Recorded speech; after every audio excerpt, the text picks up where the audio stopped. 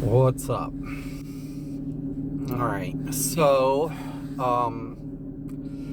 interesting that a player came in yesterday, made a comment. Oh, dude, you have no video. You have, blah, blah, blah. Look, like right now, I'm on the go. Like, I play early morning, very early majority of the days, because throughout the day and the evenings I have shit to do.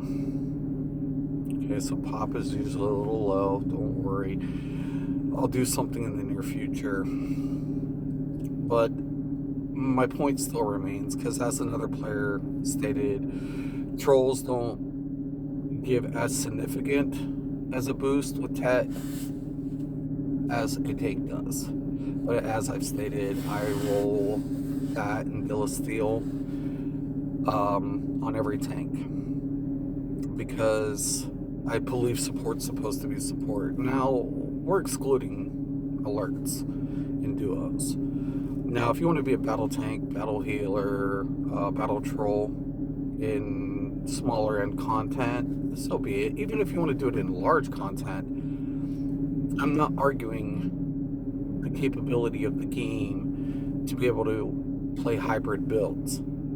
Okay, I'm not arguing those points. I'm stating math is math. You don't get around that.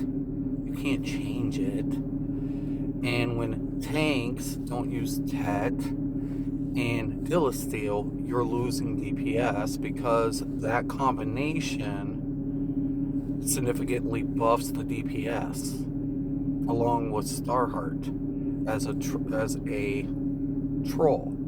As a healer.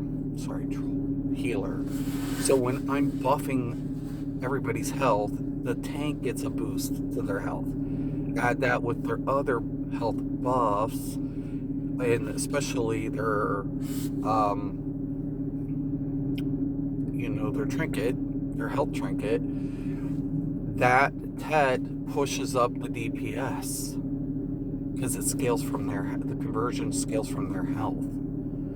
And you come in yapping and aren't arguing or not even rebuttaling any of the points made.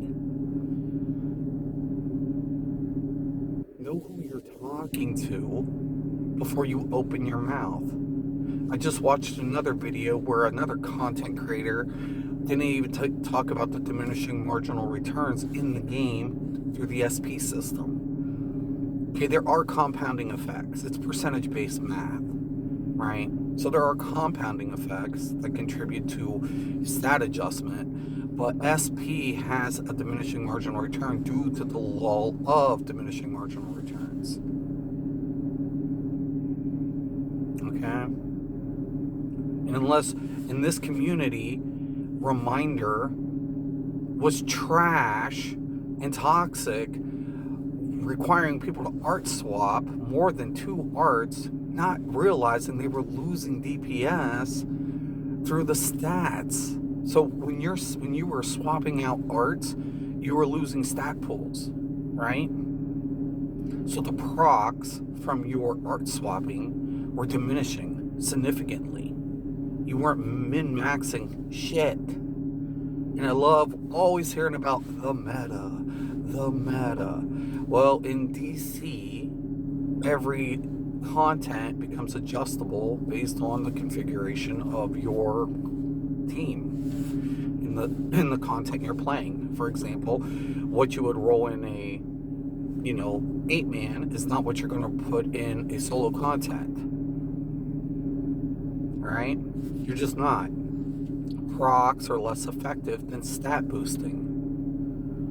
So when people want to talk about different artifacts that are based on proc, they're forgetting those arts scale usually to your stats. The only exception are pet artifacts, which scale to level. So that's why pet artifacts kind of have a threshold in comparison to stat boosting. this community, I mean, the game's not really difficult, but it's fun. It's always been my go-to game to kind of unwind from the meticulous grind. Every game has a grind. DC's no exception, but I didn't have to put in as much time to enjoy, and that's the key word, enjoy the game.